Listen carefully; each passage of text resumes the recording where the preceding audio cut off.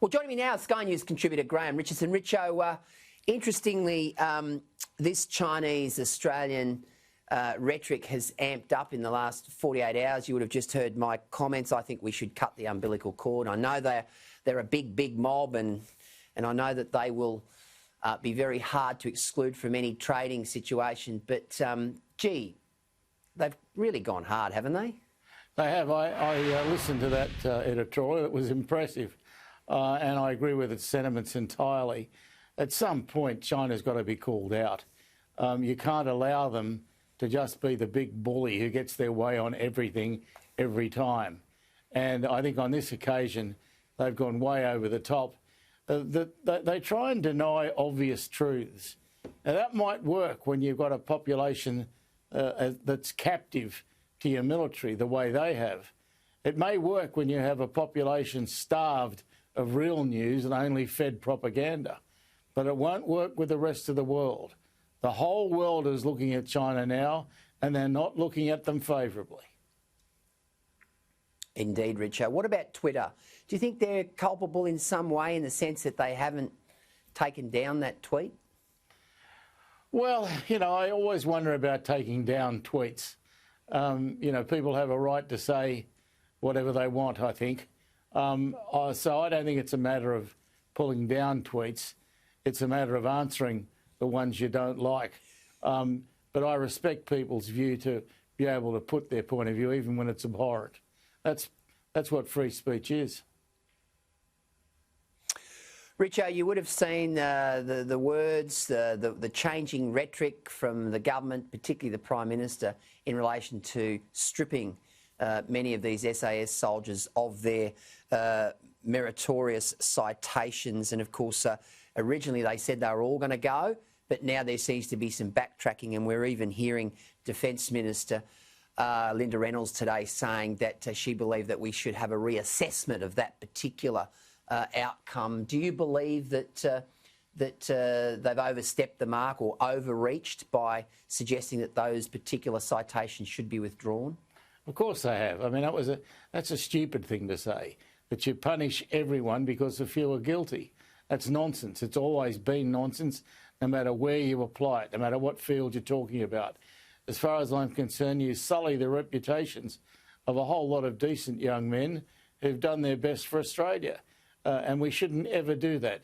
We should be very careful about whose name we want to sully, about who we want to say committed war crimes. We should never just blanket over the whole lot and say you're all guilty. It's outrageous. Richo, we've now seen the Victorian, New South Wales and today the Queensland budgets brought down. They are incredibly important budgets, considering that we're going into a period of uncertainty, a post-COVID period.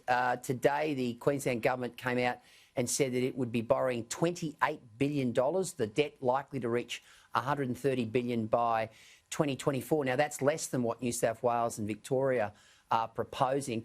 Just from a general perspective, Graham, do you think Andrews, Palaszczuk and Berejiklian have got the mix right when it comes to trying to get us back on track in 2021?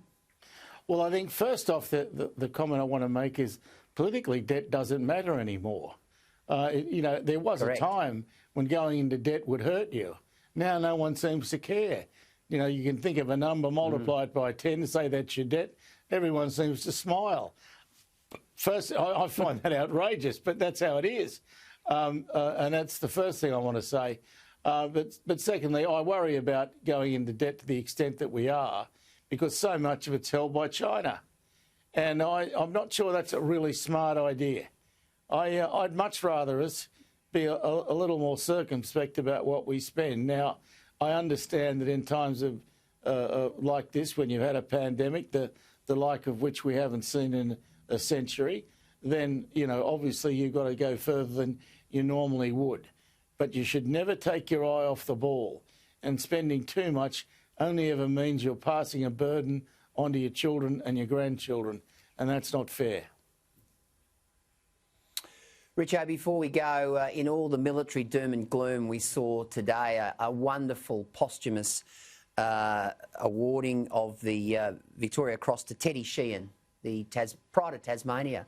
Teddy Sheehan, of course, 78 years after that particular instance in the Second World War. I mean, this is terrific for the family, terrific for the state of Tasmania, and of course, at a time when the military is under the microscope in this country for all the wrong reasons. It's a lovely accolade, isn't it?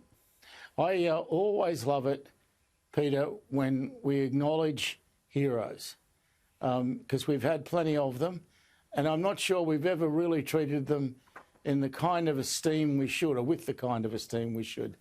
I think that his deeds are fantastic.